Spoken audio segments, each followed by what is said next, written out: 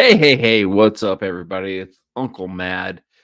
We've got our Friday night live stream, maybe a little bit later than we normally would have it tonight, but I have been bouncing around. I've been watching this Iowa game. This has been crazy. The run to the Final Four of the Iowa women's basketball team has been on.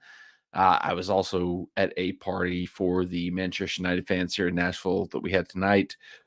If you're not aware, the Premier League Fan Fest is going to be in Nashville this weekend. So we had a little Fan Fest weekend party tonight that I went to. It was pretty fun. A lot of good stuff there.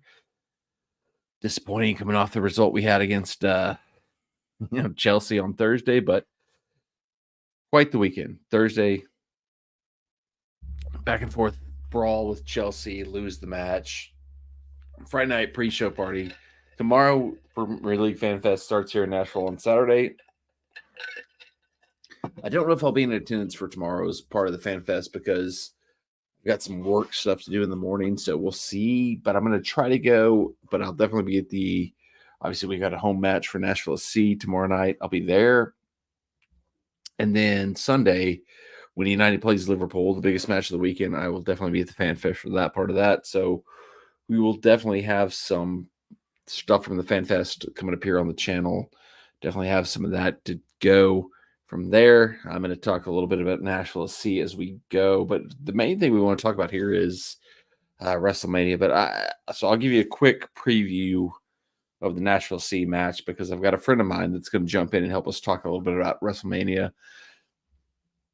I don't really have much to say about Nashville SC right now. We're kind of in a weird, like a limbo state right now where we haven't had our full strength roster going. We injuries, the rotation from the Champions Cup matches we were playing earlier. It's really hard to get a read on this Nashville SC team. Like it is a crazy stretch to think that we've played Columbus last weekend, defending MLS Cup champions.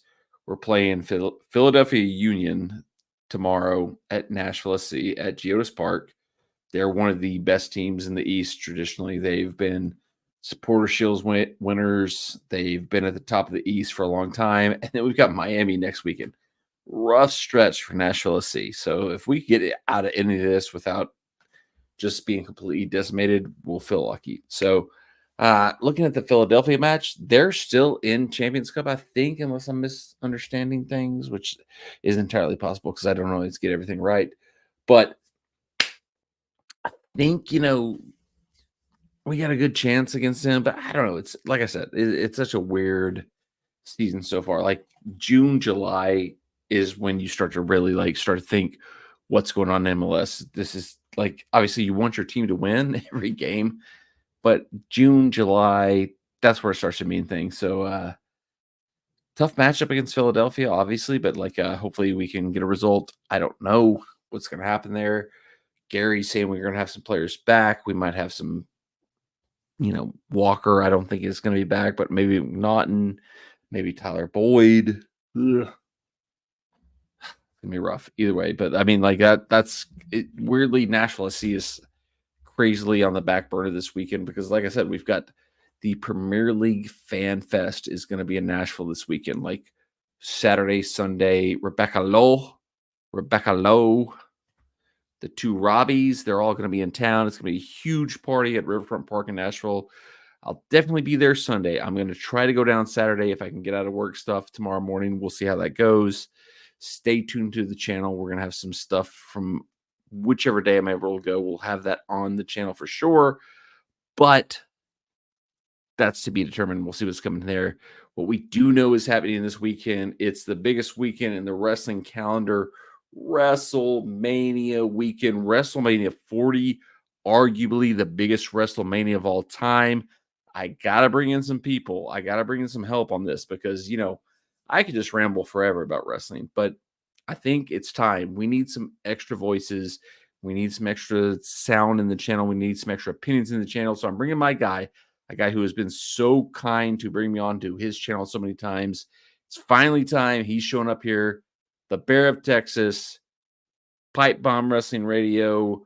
He's dropping pipe bombs all the time. He'll drop all his links once we get him on here. I'm going to bring him in now, the Bear of Texas. Let me bring him on.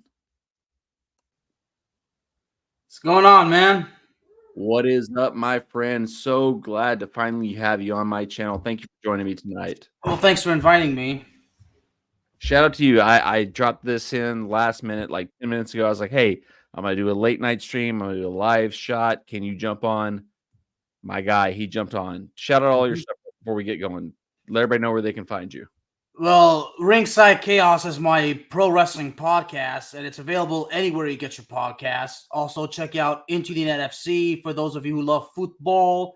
I'm not going to say the other word because it's not right to call that. It's football. So check that out as well. And if you actually want to see a Cowboys podcast that's actually about telling the truth, even if it means burying the team and pissing off Cowboys Nation, well, you got to check out Cowboys Talk, man.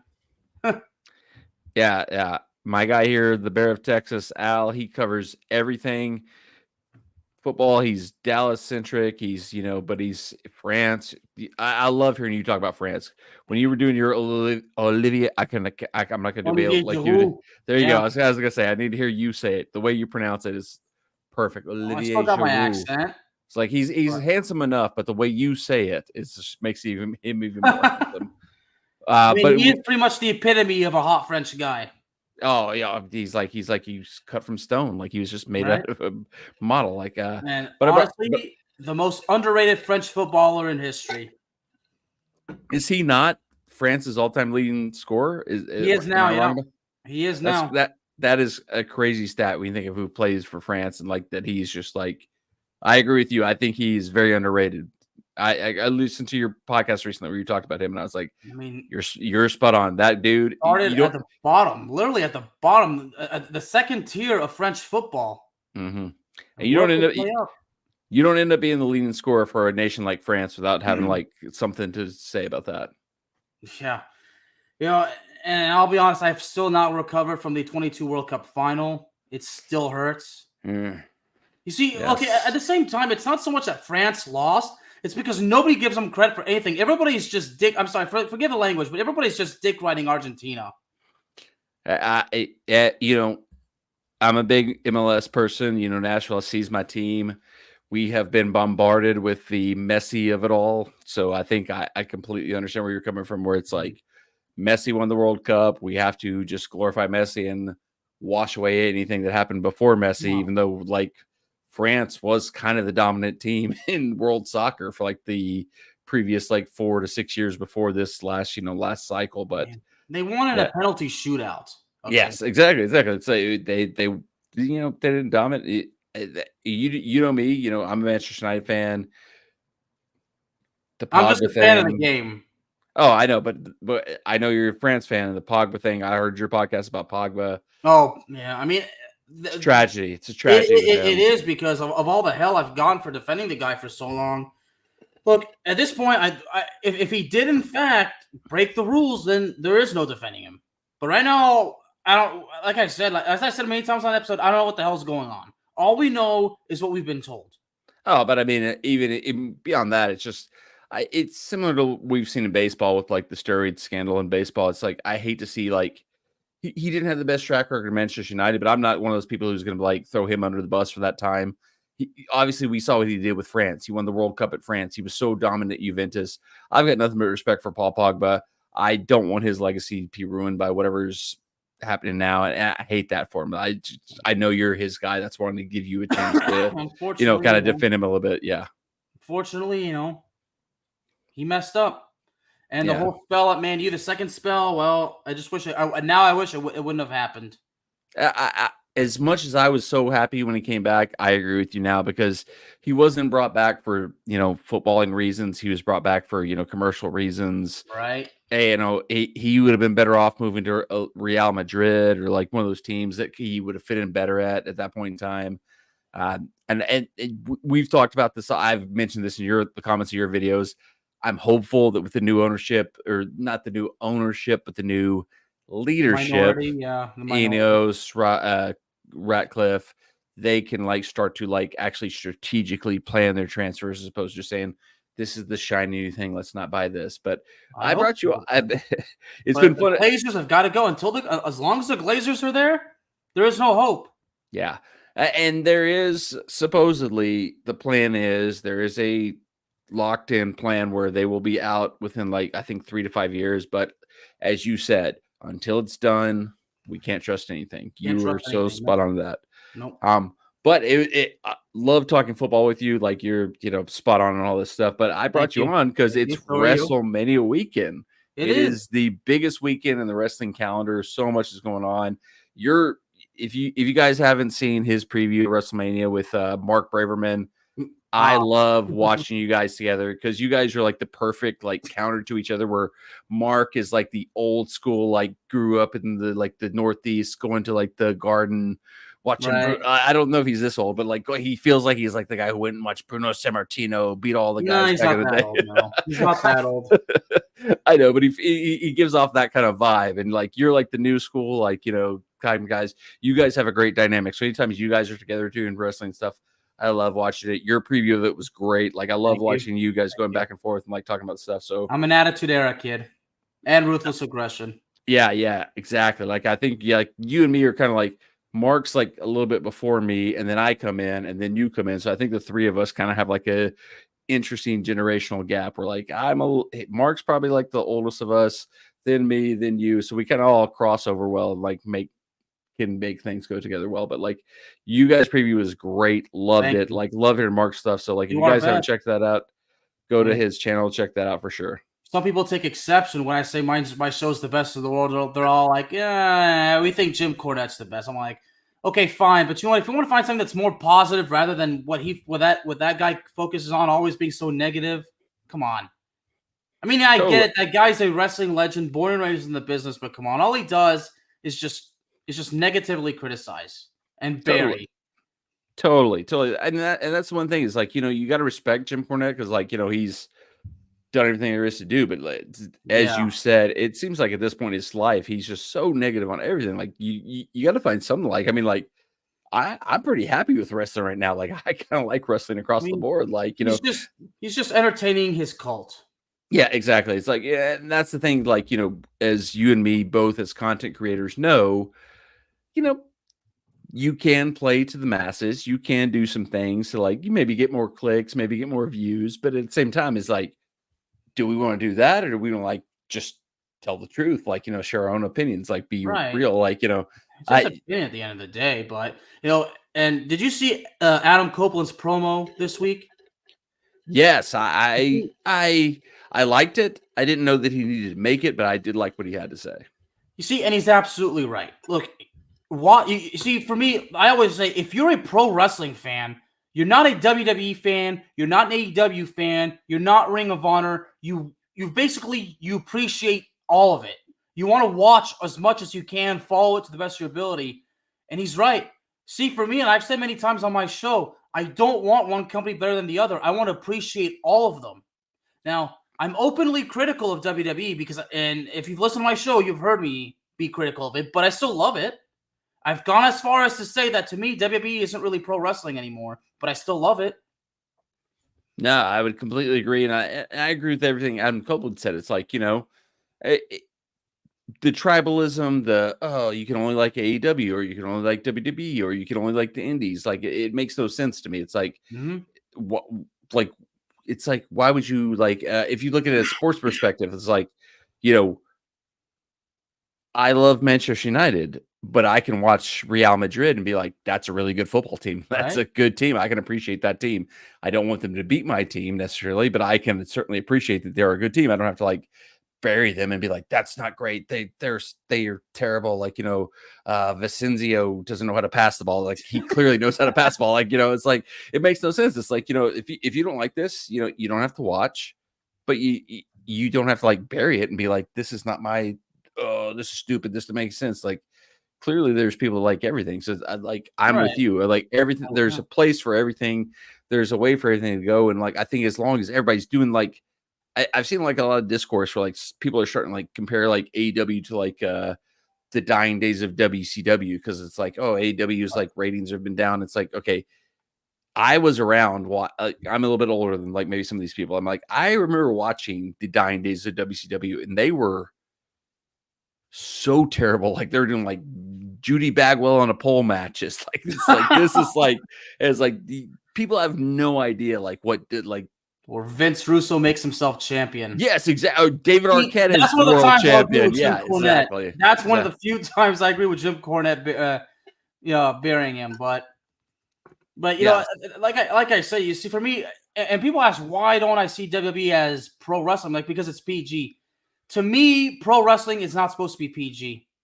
It can be, like back when Hulk Hogan, I get it, he's the superhero for the kids and all that, but it's still gotta be to the point where it's like a PG-13 film.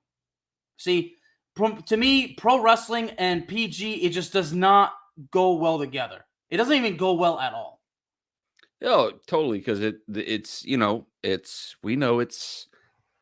I don't want to say fake. We know it's predetermined. It's scripted, but it is supposed to be like dudes fighting each other. Right. So interestingly enough, like I've heard some stuff recently. So obviously, like you're following it, we're following it.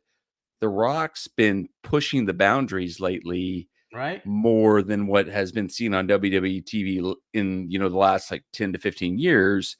And I've read some stuff that's maybe like that's supposed to be testing the waters, because we know Monday Night Raw, or it might not be Monday night going forward, but Raw is moving to Netflix, and there's some rumors that they're starting to push the boundaries a little bit to show when they go to Netflix, they don't have the same restrictions that they will have on normal TV.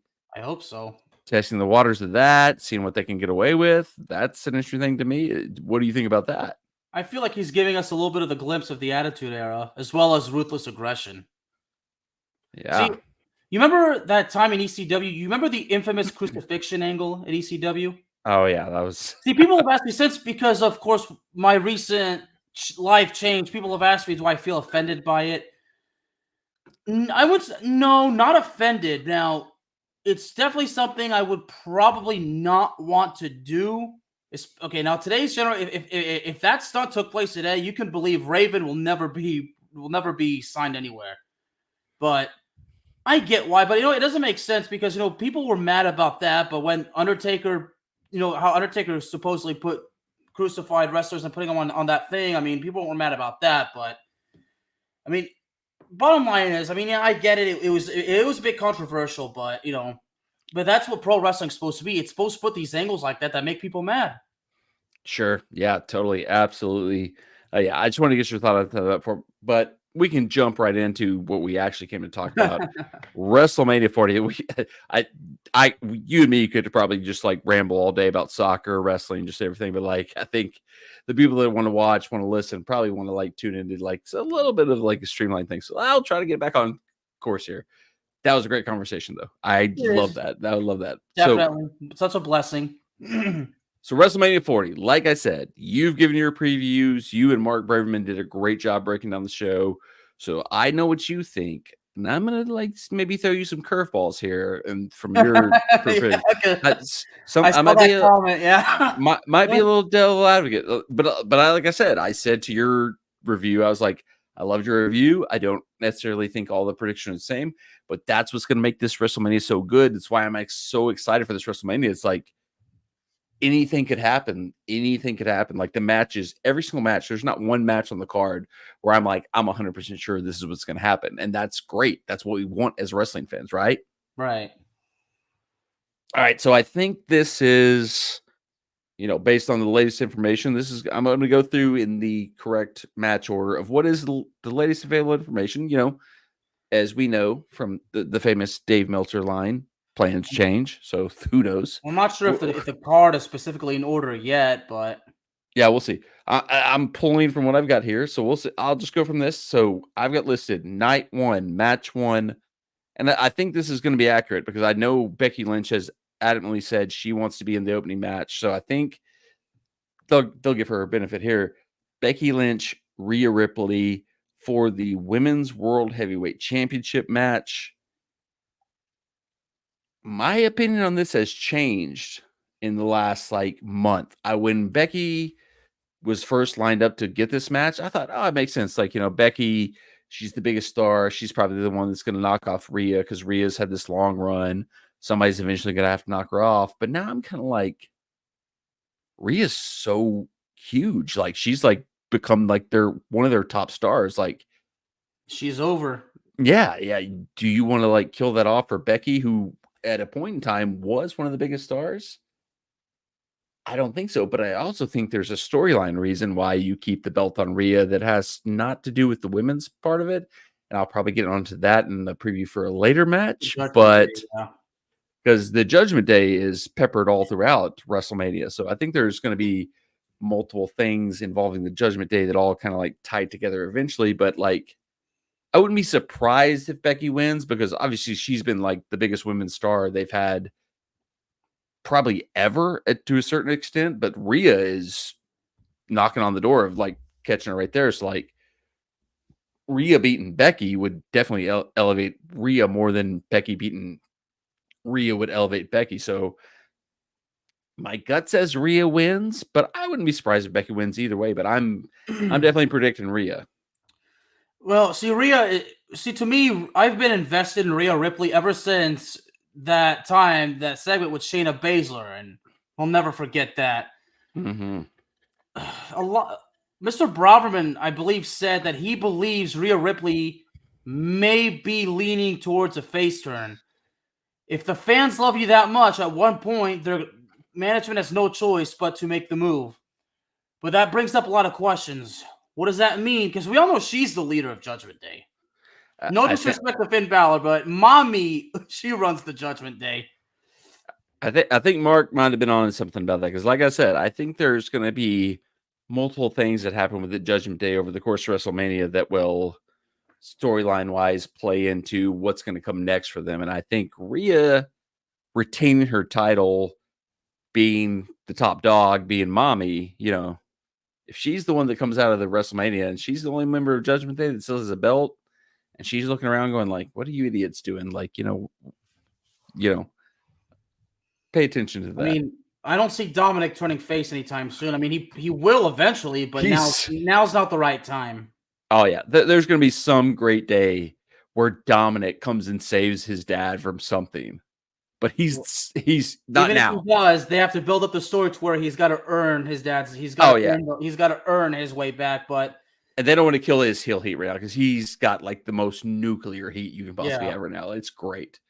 The next match I see on the list is Gunther defending the Intercontinental Championship against Sami Zayn. I think a lot of people feel like this is, they're doing like this big build, like Gunther's had it forever. Somebody has to beat him. Sammy's doing this angle where like he's failed everything else. This is where he finally gets his win. I think it makes sense for Sammy to win. Like the one thing like I keep coming back to is like when I look at a lot of the card, there's a lot of matches where I'm thinking like the good guy is going to win, but we all know the bad guy is going to win some of the matches. The heel, the baby face. Right. I mean, we have to use those terms. First one, Rhea Ripley. Exactly, and I'm like, Gunther needs to move on to bigger things. But like the one thing that throws me off a little bit of this match is like how like gung ho like Chad Gable has been as like being Sammy's buddy. His like, I'm gonna help you train. I'm gonna help you get ready for this. We're gonna go do this together. Like it just seems like they're setting that up for like Chad Gable to be like screw Sami Zayn over and keep Gunther in the title because like Gunther is somebody's gonna need to. We got these two world champions. We're gonna have two world champions, one way or the other, coming out of WrestleMania, and somebody's gonna have to challenge those world champions. And Gunther is like as good an option as anybody. So like, I think Sammy could win. I think he needs to win. I think WWE maybe feels like they need to give him a win after he had that big momentum last year where they didn't quite let him get all the way with he was so oozy and didn't let him beat Roman Reigns thing, type thing. It's like I could see him winning this match. Like this is one of those things where, like I said, it's a great WrestleMania because every match could go either way.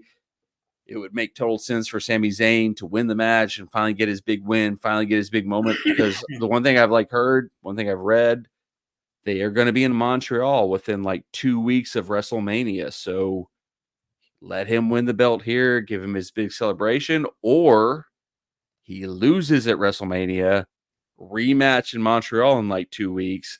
That's where he gets a big win. So like that throws it all into chaos. The fact that they're going to be in Montreal in a couple of weeks, and the way they like to do things with like, the old Vince McMahon thing was like, if you're in your hometown, you get beat in your hometown.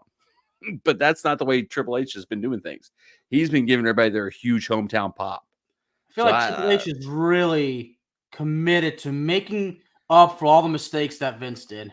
Exactly, man. Exactly. And not only that, but Triple H is trying to make up for his former self, like when he was the top guy, politicking and everything. Part of me believes Triple H is haunted a little bit, but you know what? Look, it was what it was. Now he's doing good things. So I completely agree. I was actually talking to a friend of mine about that the other day, where it's like, we hated Triple H back in the day because we thought he was like, politicking his way into being like the champion all the time because he was married to the boss's daughter. And now we're like, Triple H is the guy that's going to save WWE because he's finally in charge. And it's like, how do we get to this point? But it's like, it's so accurate. One of the biggest heels is now like a legendary babyface. I know it kind of makes his heels runs back. Then it what he's doing now, it almost overshadows it. But I don't mean to bury the guy, but I can't. Gunther. Okay, if Gunther is to be put in the main title picture, some say he has to be a babyface. It depends on who's challenging. Because if Cody does win, then obviously Cody's going to be champion for a long time. But as far as now I'm kind of jumping ahead. But like if Gunther is to be put in the main title picture, I'm not sure if they would want it to be as a heel. I mean, is he really going to feud with a villainous Drew McIntyre? Because I have Drew McIntyre becoming champion. Yeah, that's one of the things. Is like you got to think about with this card is like, you're going to have a heel world champion. You're going to have a babyface world champion. Who's going to be the contenders that are going to be lined up for them? It's your WrestleMania predictions have to be based on what you think comes next. It's a lot of fun like there. So what do you think? You think Gunther or Sammy? What do you think happens? Gunther. And I gotta say one more time, I swear to God, that Intercontinental title is ugly. I agree, man. The classic Intercontinental title was so great. Like the strap, yeah. Or wasn't there one time a strap where the WWF logo was red? Yeah. That one I love. They've had so many, but like this is probably the worst Intercontinental title one they had because there was the old school like one that was like bigger. Then there was like the Rocks one that was like kind of like an oval one. Yeah, the Attitude Era one. Yeah, I remember it. Yeah, that one's not too bad, but the white strap I think is the best. The one that Cody Rhodes introduced back in 2011, I think. Yeah. Yeah, so that's the white. There was even a story that Kevin Owens doesn't even want to be Intercontinental Champion because that strap is not there anymore because it's the same strap or it's similar to the one that Owen Hart held, and we all know that Kevin Owens he credits Owen Hart a lot for his career. I mean, he named his son after Owen. Yep. But let's be honest, that Intercontinental title strap I don't like it. So you have Gunther winning this match. So who do you have beating Gunther? Does he just go till he wins the world title and he drops it like Ultimate Warrior style? What do you think? I don't know because look, I also have to remind people Vince wanted to bury Gunther. Yeah. But somehow, some way, I'm pretty sure Triple H obviously prevented it. I'm pretty sure. See, now Gunther was in good shape when he made the main roster. So at first I thought maybe it was because Gunther was just not in the best shape. But I feel like maybe months ahead, Gunther had a feeling because I'm sure a lot of stuff that Vince said got spilled out. So I'm sure Triple H went to Gunther and said, "No, look, when you get to the main roster, you're not going to get buried. We're not going to do it. We're not going to do what Vince says, but you should get yourself in shape." So I'm pretty sure Triple H told him months ahead to get in shape. Now, even though he was not in the best shape, he was still a good wrestler, but I still feel like Gunther making that physique change is one of the best big things that helped him. But I agree. They can't risk him being buried or him losing the momentum. I definitely agree. Like for his long-term future, for what they're going to do with him, the physique change was huge. But I mean, like he was so unique looking, like where he was like kind of like thick, but he wasn't fat, but he was such a badass who could just do everything he wanted to do. Like the old Walter was so good. Like I would say, like a character from Indiana Jones. Exactly. Like a bad guy from Indiana Jones. Yeah. That is so spot on. Like he looked like just like the German villain that just like the last man they'll come in like pop. I like, oh my God. Like the alternate version of the guy that Indy fights right by that plane. Yeah. Except instead, like the character, you know how that pose that Gunther does, he just waits there right by the plane and then waits for Indy to confront him, and then he just puts him up. I could honestly see him ending up being like, I don't hope this for him because I think he can do so much more, but I could see him being like the modern day Kane, where he's just like the big bad guy that like they keep him strong, he beats everybody, but every time he goes for the world champion, he's just like the guy that the world champion beats to strengthen the world champion, which is fine. Everybody needs that. You need somebody to have that role. That's fine. But like, because you look if Cody wins the world title, if Drew wins the world title, who are they going to face next?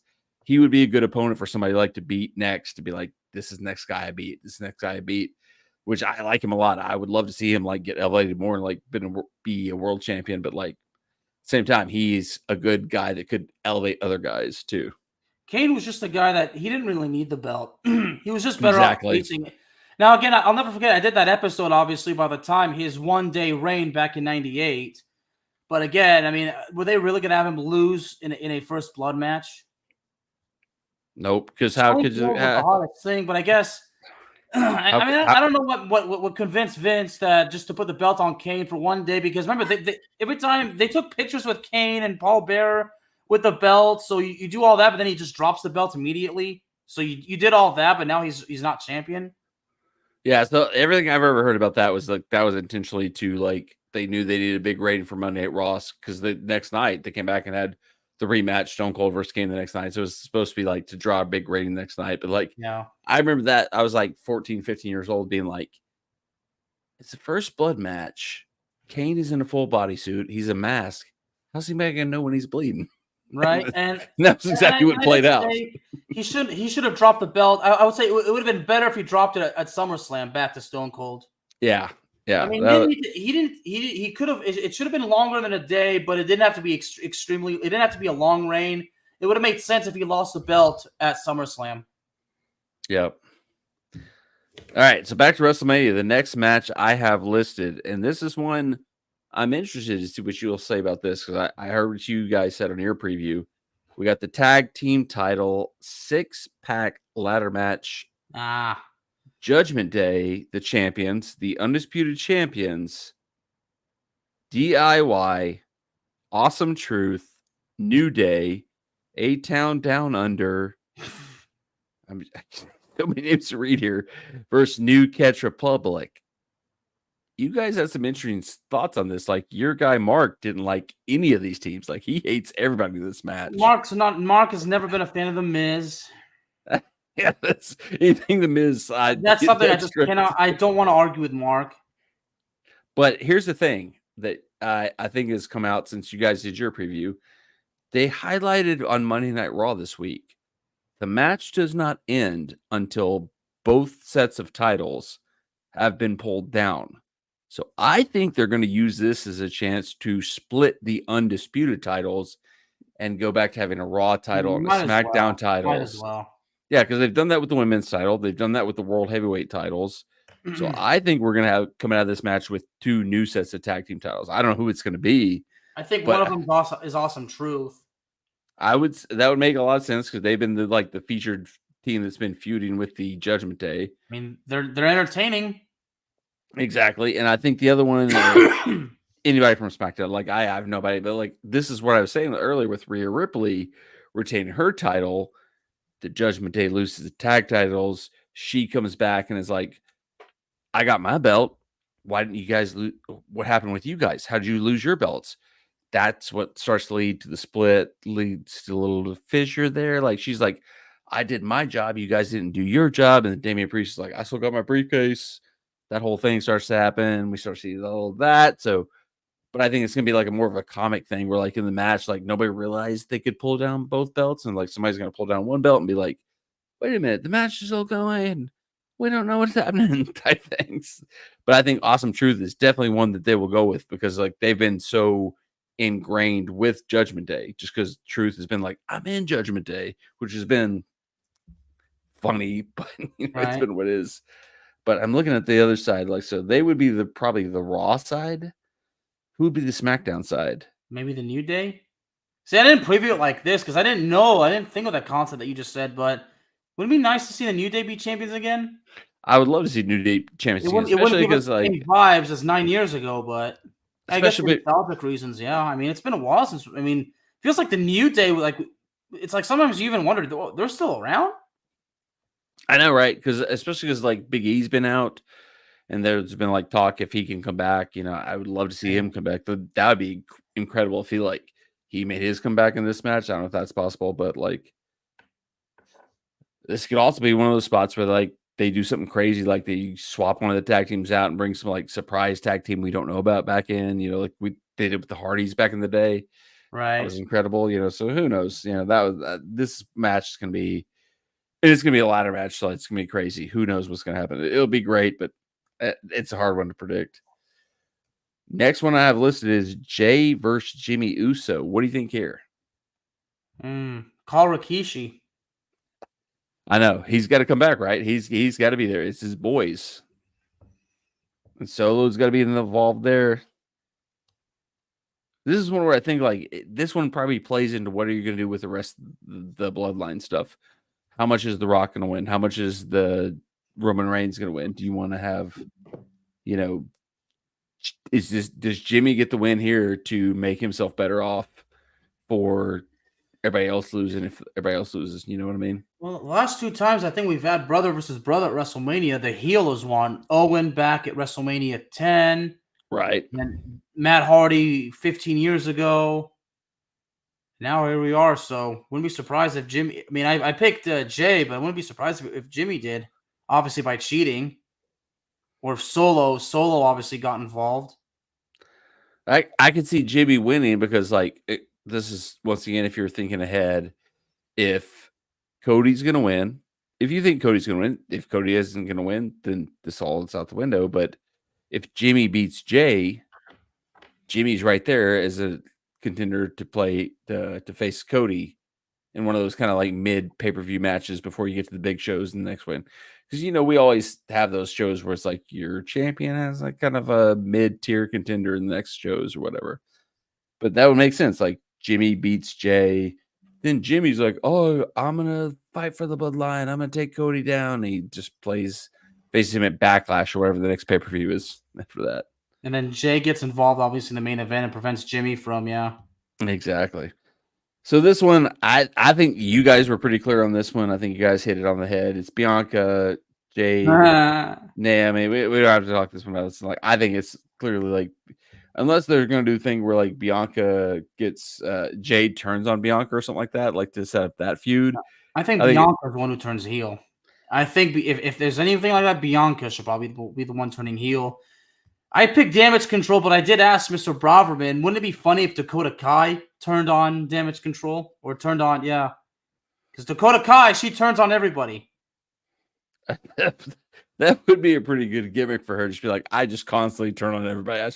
Every time I turn around, I turn on. But to me, it feels like they're trying to set up Jade Cargill to be something big. So like either she's going to turn or something like. But that would be a really great gimmick to be like. I just always turn like I think there was like it used to be a gimmick back in the day. Like we were like, the Big Show turns its heel every time he shows up on TV. Right. So Mysterio Andrade versus Santos Escobar and Dirty Dominic Mysterio. This is your guy, Braverman's favorite match on the card. He's going to be tuned in for this. Andrade was going to be the guy, so yeah, that's what they have listed. They have listed as Rey Mysterio and Andrade. And sorry, guys, I mean it doesn't make sense for me to post a preview on a Friday, especially the day before. So I think now it's probably obvious. I mean, if Andrade joins the LWO, then they're not going to have Andrade lose. Well, this was Dragon Lee, right? This was supposed to be Dragon Lee, right? Oh yeah. You know what? I forgot about that. Yeah, I'm reading this off the. Yeah. This was originally so I don't know if something happened on SmackDown tonight that change it, but that makes sense because like Dominic brought Andrade on, was like, hey, I did look at this guy, but It's because Lee was attacked backstage. Well, this is part of the story. I'm not sure what the real reason is. Maybe he's injured. that makes sense. That makes a lot of sense then. Yeah, so I totally forgot. Yeah, Dragon Lee. I was like, yeah, Dragon Lee. So I picked Dirty Dom and Santos Escobar. But I think now at this point, Andrade, I think this is Andrade's first face turn in WWE, at least on the main roster. I think the only time he was probably babyface was his early in his NXT run, but for the most part, Andrade was always a heel. Yeah, no, I would totally agree with you there. And I think the other thing is like I've kind of alluded to this. I think like all of Judgment Day is going to lose, but Rhea Ripley, and then she's going to like have the coup d'etat with them, being like, "You all screwed up. You all lost. You dropped the ball."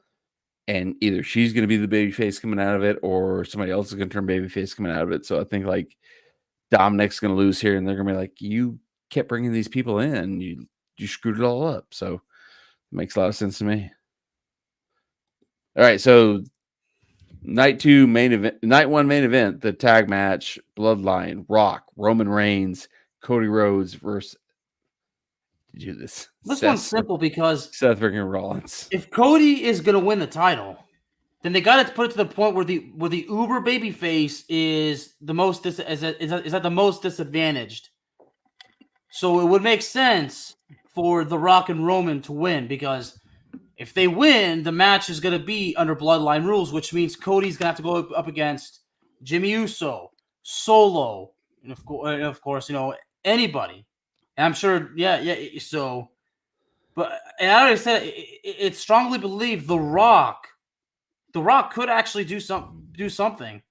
And I said in my preview, like, imagine the referee gets knocked out, The Rock puts on a ref shirt, and then whatever. Then Roman is about to win. Rock makes the count, but it's about to hit 3 and then doesn't do it.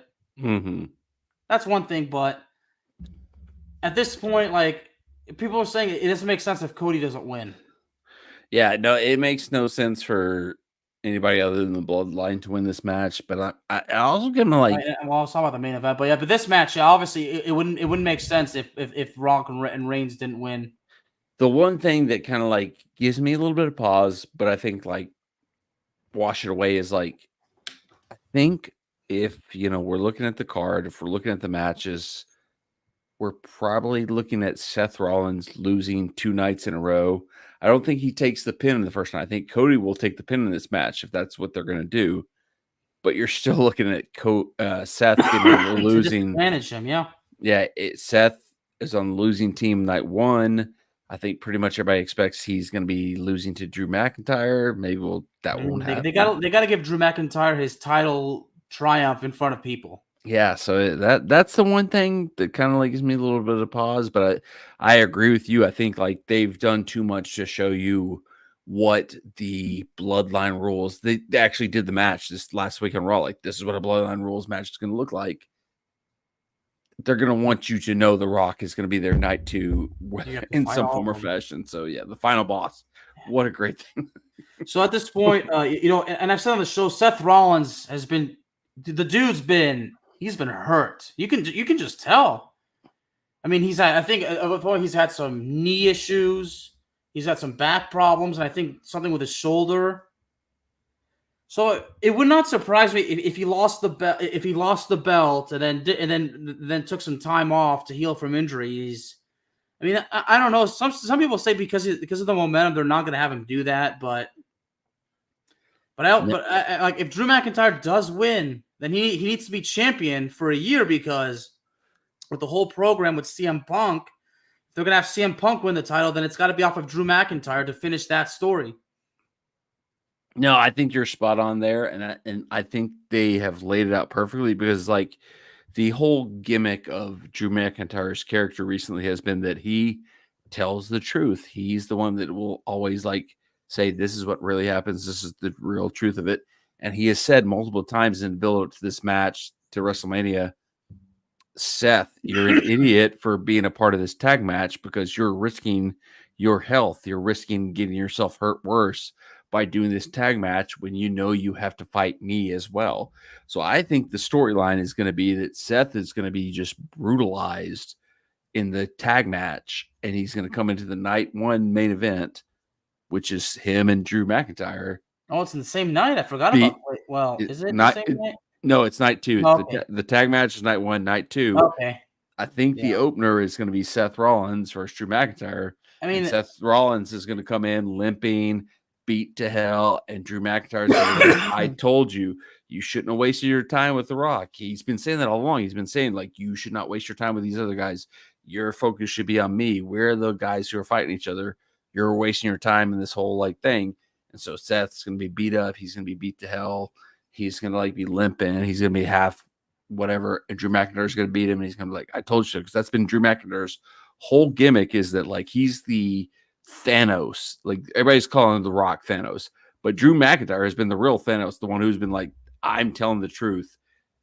And this is what really is going to happen. So I think he's just going to, like, beat Seth Rollins. They'll give Seth Rollins the benefit of the fact that he's going to be limping, beat up from the match the night before.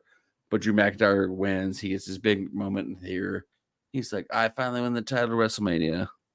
I'm Drew McIntyre. It wouldn't surprise me, based on your scenario, if Drew McIntyre won, like, quickly. If Seth Rollins basically jobbed. Oh, I could see it be a total, like, good, quick match. But if that's the case, and because Rollins has been hurt. I mean, he's documented the injuries, so yeah.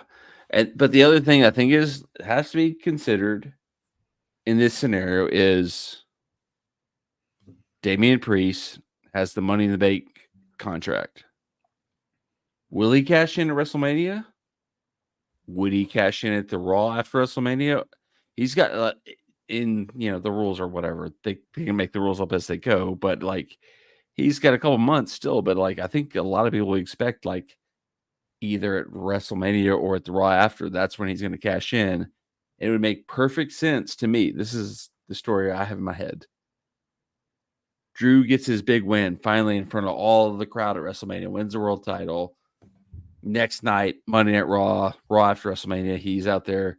We get that Ziggler moment where Damian Priest cashes in, beats Drew, gets the belt. We know we're going to Glasgow, Scotland for Clash at the Castle in June. Drew finally gets his big second win over Damian Priest to get the world title back at that show.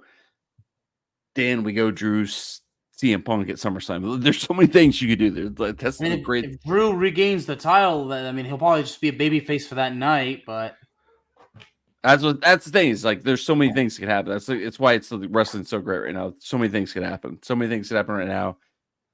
It's all over the place. So Io Sky versus Bayley. I think Bayley probably wins, right? I mean, like, obviously, I don't think Bayley, obviously. Yeah, I don't think we need to talk too much about that one. And Bayley's been building up. We're getting her back. LA Knight, AJ Styles. What do you think about this one? I think LA Knight, because AJ. You see, as I said, AJ Styles is. I'm sure he's willing to put LA Knight over. I agree, but, like, I think, like, the one thing that stops me here is, like, so if Cody is going to beat Roman, he's going to be the champion on SmackDown. He's going to need contenders. He's going to need heel contenders.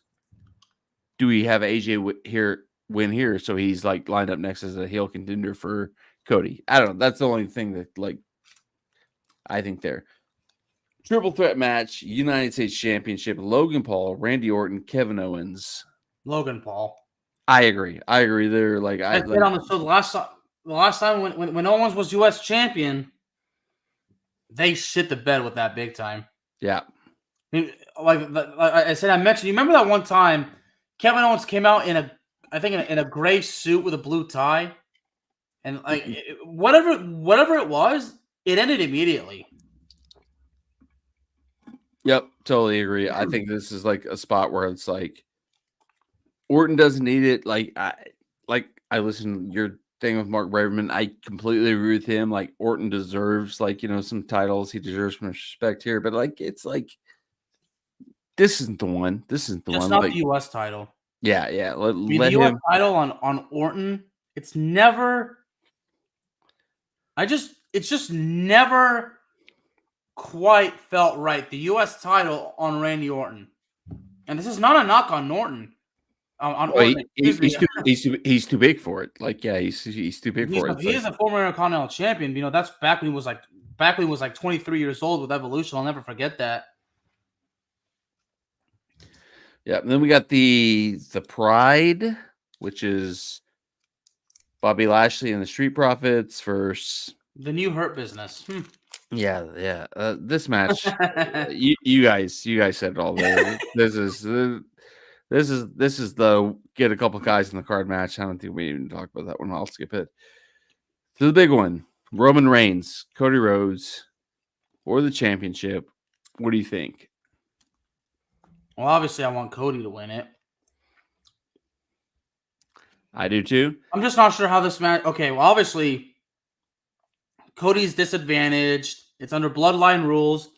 So naturally, that means this is technically Cody versus Roman, along with The Rock, Jimmy Uso, Solo Sikoa, and of course, the wise man, Paul Heyman, because he gets involved too. Now, it could come to the point where obviously Jey Uso is gonna jump in to try to fend off Solo and his brother.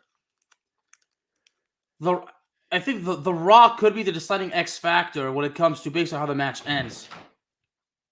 The Rock is really playing us like he's been doing great as a heel. Then all of a sudden, it would make sense for him to turn face and be back to being the babyface Rock. So, like I said, I wouldn't be surprised. The ref gets knocked out of the match. The Rock goes to the announce table, pulls out a referee t-shirt, puts it on. Roman beats the heck out of Cody, spears him, whatever. And then covers him. The Rock goes down, makes the count, and then it's about to be 3, and then he doesn't do it. And then boom.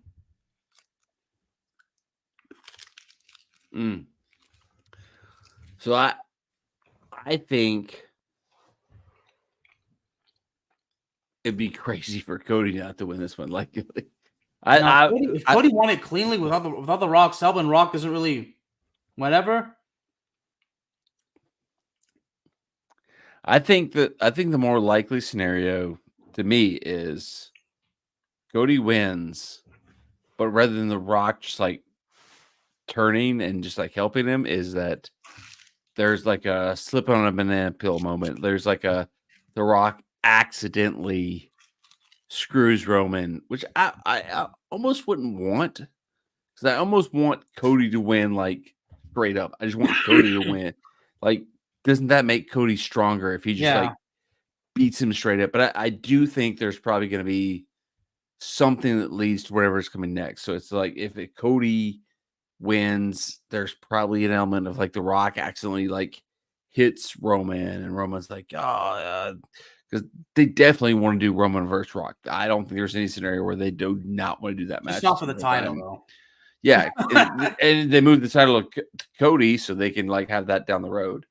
And then Roman has his rematch, and then there's another mix-up. Yeah, exactly. You like this the tweet, like I posted this video like where somebody like had redone like with AI like the Avengers assembling for Cody. I had thought before like thing it would be the best possible thing they could do at WrestleMania, and it wasn't going to be like that. Was be like it was Cody's whole thing. The video packages, wrestling has more than one royal family. Rock's been, I'm a part of the bloodline. I'm here together. Cody has to come out. He has to come out with his dog. He has to come out with Brandy. He has to come out with his mom, who's Mama Rhodes has been a part of this whole thing. And Dustin obviously can because he's with AEW. If I was WWE, it wouldn't surprise me if Tony Khan and if they agreed. Okay, well for this night, okay, you know what? It's okay. If I was WWE, I would send whatever check Tony Khan wanted to be able to get Dustin Rhodes out there, because that's the whole thing. Is like wrestling has more than one royal family, and right. I mean, one of them is my home state, the Von Erichs. Yeah, very. I did cry at the end of that one. Oh, what I'm a great sure movie. A lot of people did. I mean, That movie was incredible. I used to deliver pizzas right by where the Von Erich Ranch was. Really? Wow. Where the That's spot incredible. is. I mean, I'm not sure. I never saw this because again the farm's been gone for so many years. But yeah, I mean, you see, y'all. This is what take mental health and concussions, all that. It's very serious, y'all, and that shows how brutal the business is. Yes, for sure. But They all died young. that's what, yeah, that's tragedy. But that's what I'm saying. It's like you got to celebrate the families while they're there. So it's like if the bloodline is going to come out, you got to bring out the whole Cody, the Nightmare Family, DDP. Just bring them all out. Like you said, I don't think they could bring out Dustin Rhodes. But if I was WWE, I'd call Tony Khan and be like, "We'll give you." I would pay $1 billion to have Dustin Rhodes because like the crowd pop if it's Goldust, Cody, Brandy, Pharaoh, the It dog, makes sense, the yeah. whole family there. Like this is the Cody family versus the Bloodline family. The crowd will go nuts. Like the pop would be worth $1 million I mean, to do that. it would also enable positive relations with the companies, which means maybe in the future they'll work together, opening that forbidden door. That's the thing. Is exactly, you said it. Forbidden door. There's a guy who was a part of the wrestling industry for a long time that probably was the biggest hindrance in that. He's gone now, we think. So, And if that happens and they're all in the ring celebrating, Dusty's going to be in that ring too. I mean, can you imagine if like they would ever be just like, hey, Forbidden Door, Kenny Omega versus Seth Rollins. Let's do it. That would have been good in 2019. That'd be great in 2024. Or how about Rollins versus Will Ospreay? Exactly. Yeah. Let's go. Yeah. I mean, you see, going back to that promo that Adam Copeland cut, you see, he put pro wrestling over, but he also put AEW over because AEW's been getting a lot of bad heat. Look, when it comes to WWE and AEW obviously gets the cooler matches, but the storylines are obviously the problem. But you know what? Again, AEW is just not perfect. And when Mr. Braverman calls AEW the land of the dinosaurs, I mean, it's his opinion. Do I agree with it? No, it's not. But a lot of legends go there. But that's how, it's to help kind of build the business. But I don't see AEW going out of business anytime soon. At this point, WWE probably just does not. I'm sure Triple H would never want AEW to go out of business because Triple H would know that well, I would hope that he would know the prospect of the companies working together because that could be good money for both. At the same time, the egos kind of mix in, like, no, I don't want to lose or this and that. Oh yeah, for sure. I mean, that's going to be like the ultimate decider and everything is like, because as fans of wrestling, we should want there to be more places like that. We should want there to be more places like that. And the guys, for the boys, the girls, how many people are making money because there's two different places? Good for them. It's great for them.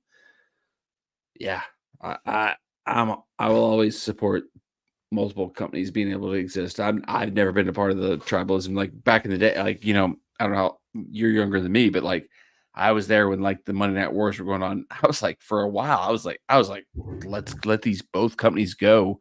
And then the later days when WCW started to get a little bit crazy, I was like, not so crazy about WCW. It was literally on top, and then yep, because Eric Bischoff decided leaking the results of January 4th, 1999. I mean, that's the day I was already watching wrestling, but that's the day I became a wrestling fan. The greatest pop in the history of wrestling. Not only did Mick Foley put my butt in the seat, he put my eyeballs on the screen. The greatest pop in the history of wrestling, like that moment. I mean, how old were you during that time? You were like probably 15, 16 years old. Oh yeah, somewhere around that. You probably remember the way you reacted watching the television screen. Yep. I mean, the Stone Cold comes out, hits The Rock with a chair. The Rock sells it well, puts Mankind up for the cover. Then the way the referee counted. I tell you, I always say Jerry Lawler must have had such a hard time being the heel announcer. Well, at that point in time, it wasn't even like, they talk about like spoilers being listed. It wasn't even like there wasn't like Twitter, there wasn't like, all these websites you could just go to find like it was like you had to like know where to go to find like spoilers for wrestling, like stuff like that. So it's Right? like Yeah, the there's no, I mean, 90% of the people that were watching it did not know that it was taped. Like, yeah, I know. See, that's what the advantage is. Nitro was on TNT, was it? I believe TNT or TBS, whichever it was. yeah, they were They were live. live.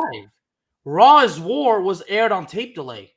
So technically, Mick Foley, he was already technically champion. He had won it, I would say, maybe 2 days before. Yeah, that's why That's how Bischoff the thought it result, was that's how such the a big. result got out. Yeah, He thought it was such a big coup to be like, "Hey, don't turn the channel. They're gonna have Mick Foley with the title on the other channel." But everybody was like, "Wait, there's gonna be a title change on the other channel? That's awesome. We don't get to see title it's Mick changes." Foley. It's Mick Foley becoming And it's champion. Mick Foley. Everybody loves Mick Foley. Exactly. It's like A he Mankind just character. the all-time most miscalculated, stupid decision anybody's I ever do made feel in bad the for history of wrestling. Giovanni because this was under he did it under the orders of Eric Bischoff. Oh yeah, Giovanni, no shame to him. He's an all-time legend of the game. Like he was just like got feeded in his ear. He's like, yeah, that'll put butts in seats. And like he's come out multiple times. There's been videos like he's with Mick Foley. He's apologized. He'd be like, I shouldn't have said that. They told me to say that. That's my bad. I shouldn't have said that. My bad. So yeah, that was all-time great moment. Like there's every once in a while, like I'm hanging around just like bored, and I'm like, I want to look up great wrestling pops in history. I'll pull up on TikTok. Mick Foley wins the world title. It's the greatest. It's the greatest pop in wrestling. Like there's never and it's a twofold pop because like there's the first pop, the glass shatters, everybody goes nuts, and then when they actually see he's coming out, they're like, "Oh, it is Stone Cold." They go nuts again. It's great. It's the greatest thing in wrestling history. It was. Definitely was. All right, man. Well, I appreciate you jumping on with us here tonight. It was great to talk some wrestling with you. Anybody who's watching this live, if you're watching on the replay, whatever way you're watching it, make sure you subscribe to the channel, turn on the bell for notifications. Go on to the Bear of Texas's channels. Shout out your channels, man. Tell them where they can find you. Well, you can find all my shows anywhere you get your podcasts. You can also find them on my YouTube channel. It's the Bear of Texas. Please watch the videos, leave comments, leave likes. If you'd like to donate to the channel, you can do so with a YouTube thanks. You don't have to, but it is appreciated. And again, all my shows are anywhere you get your podcast. It's Cowboys Talk, Into the Net FC, and Ringside Chaos. So please, it's what I do for a living, y'all. So please, the love and support is greatly appreciated. All right. Thank you, sir. Wrestling is hot. WrestleMania is going to be awesome this weekend. Everybody tune in. Thank you for watching. Enjoy your life. Enjoy your bagels. Y'all have a good one.